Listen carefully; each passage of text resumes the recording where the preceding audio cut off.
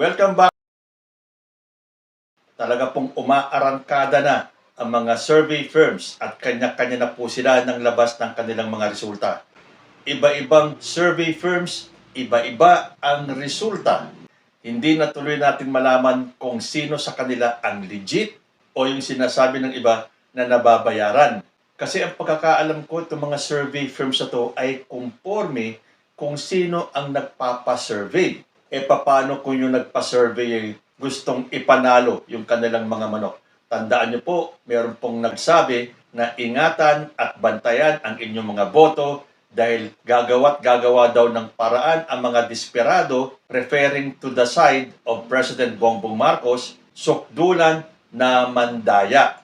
At napapansin ko sa mga lumalabas na survey ngayon, lalo na ngayong survey ng March, parang may nangyayaring mind conditioning. So kayo po ang bahalang magbantay at magmatsyag at mapapansin nyo naman ang malaking pagkakaiba ng mga past surveys sa mga survey ngayon. Kung bakit biglang umaangat si ganito, nawawala si ganyan. Pero syempre on my part, inilalabas ko lang po kung ano ang nabasa kong mga survey results at nakikita ko naman kahit na sila ang gumawa ng paraan para umangat kunwari yung kanilang mga kandidato, isa lang po ang nagiging consistent na mas namamayani at umaalagwa ang mga kandidato ng alyansa.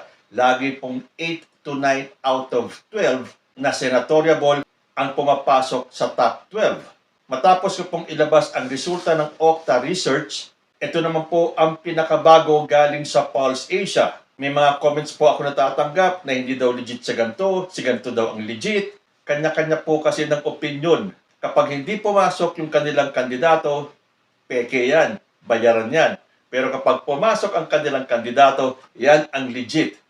So bago po natin basahin ang top 30, dahil ang ginawa po natin sa Okta Research ay top 30 din ang ating binasa para malaman po natin kung nasaan na ang inyong mga kandidato, kung pumasok man lang ba sa Circle of 30, gaya ng ginawa ko sa mga lumabas na bagong resulta ng mga senatorial survey. Balikan po muna natin ang naging resulta ng Pulse Asia noong February. At ito po ang kanilang Magic 12 o ang top 12 base po sa survey ng Pulse Asia.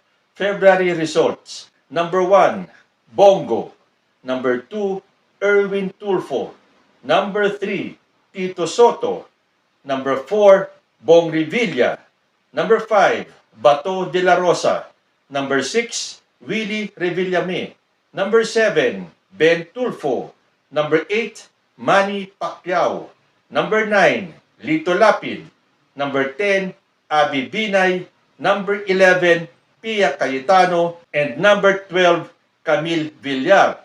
Isama po natin yung mga pumuesto ng 13 to 16 dahil sinasabi nila ito daw yung winning circle from 1 to 16. Although 12 lang po ang kukunin, yung pong 13 to 16 ay may mga tsansa pang makapasok sa top 12.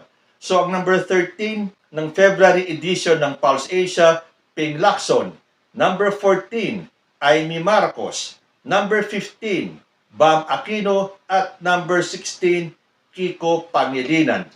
Ayan, so ikumpara po natin kung sino-sino sa top 16 na to ang pumasok pa rin sa top 16 ng pinakabagong resulta ng Pulse Asia. Again, winning circle daw ang tawag nila dyan from 1 to 16. Pero siyempre, 12 lang po ang papasok. Okay, tulad ng ginawa natin sa Okta Research, top 30 po tayo. And we are going to start with number 30. Heidi Mendoza with 3.6%. At number 29, Ariel Kerubin with 4.7%. Number 28, Marites Mata with 8.7%. Number 27, Apollo Kibuloy, 11.4%. Going up at number 26, Raul Lambino with 15.2%. At number 25, JV Hinlo with 15.5%. Number 24, Vic Rodriguez, 15.8%. Nasa 23rd na posisyon naman si Bonifacio Busita with 16.7%.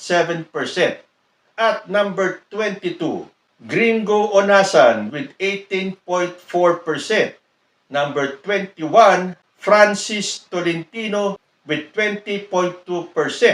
Number 20 naman, si Benhur Abalos with 20.3%. Number 19, Jimmy Bondoc with 20.4%. Number 18, Kiko Pangilinan with 26.8%.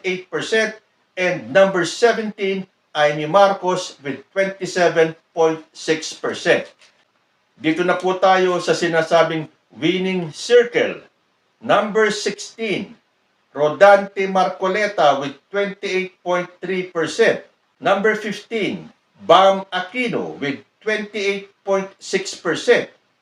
Number 14, Camille Villar with 29%. Number 13, Philip Salvador with 30.9%. Pasok na po tayo sa Magic 12 o yung top 12 ayon po sa Pulse Asia. Number 12, Manny Pacquiao with 32%. Number 11, Lito Lapid with 33.3%. Going up to number 10, Abi Binay with 35.3%. Number 9, Ben Tulfo with 35.4%. Number 8, si Willie Revillame with 35.7%. Number 7, Ping Lacson with 36%. Number 6, Bong Revilla with 36.9%. Number 5, Pia Cayetano with 37.5%. Number 4, si Tito Soto with 44.2%. At number 3, Bato de la Rosa, 48.7%. Number 2, Erwin Tulfo at 51.1%. And still at number 1, ayon po sa Pulse Asia, Bongo with 61.9%. Kung napansin nyo, napa-question mark yung aking number 3, Bato de la Rosa. Ito po yung parang napapansin ko. Kung doon sa mga past na mga senatorial survey, from 6 to 12 itong si Bato de la Rosa. Aba, ngayon, nasa number 3 na siya. Siyempre, pansin-pansin lang po at sinabi ko nga sa inyo, conforme kung sino ang nagpapa-survey. So, ang top 12 ng Pulse Asia ngayong March, number 1, Bongo. At ang kanyang ranking noong February is still at number 1.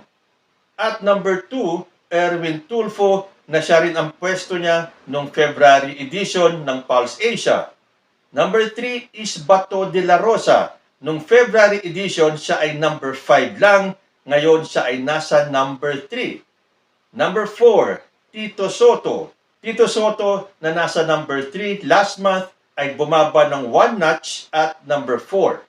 Number 5 naman, si Pia Cayetano na noong February edition ng Pulse Asia ay nasa number 11. Siya ngayon ay nasa number 5 na. Number 6, Bong Revilla. Noong February, si Bong Revilla ay nasa number 4. Siya ngayon ay nasa number 6. Number 7, Ping Lacson, na ang kanyang ranking noong February ay nasa number 13. Ngayon, siya ay nasa number 7. Number 8, Willie Revillame. February edition, siya ay nasa number 6. Bumaba ng 2 puntos. Siya ngayon ang nasa number 8. Number 9, Ben Tulfo. Si Ben Tulfo na consistently nasa number 2 and 3. Ngayon napapansin natin na pababa ng pababa ang kanyang ranking, although nasa top 12 pa rin po siya. At number 7 siya noong February, ngayon siya ay nasa number 9. Number 10, Abi Binay. Pareho pa rin po ang kanyang slot. February survey, siya ay nasa number 10. Nasa number 10 pa rin siya ngayong March survey. Number 11, Lito Lapid. From number 9 nung February, siya ay nasa number 11. And to complete the top 12, Manny Pacquiao na nasa number 8 nung February, ngayon siya ay nasa number 12. Pero ituloy natin yung winning circle na sinasabi nila na may pag-asa pa yung 13, 14, 15, 16 na makasilat at makapasok ng top 12.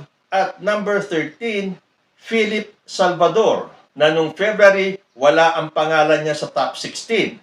Pero ngayon, siya ay pumasok sa winning circle at number 13. Number 14, Camille Villar. Number 12 nung February, siya ngayon ay nasa number 14. Number 15, Bam Aquino. Same place po siya noong February at number 15. And at number 16, Rodante Marcoleta, na wala sa winning circle noong February. Siya ngayon ay pumasok sa number 16. Ang nawala sa tinatawag na winning circle noong February ay si Kiko Pangilinan.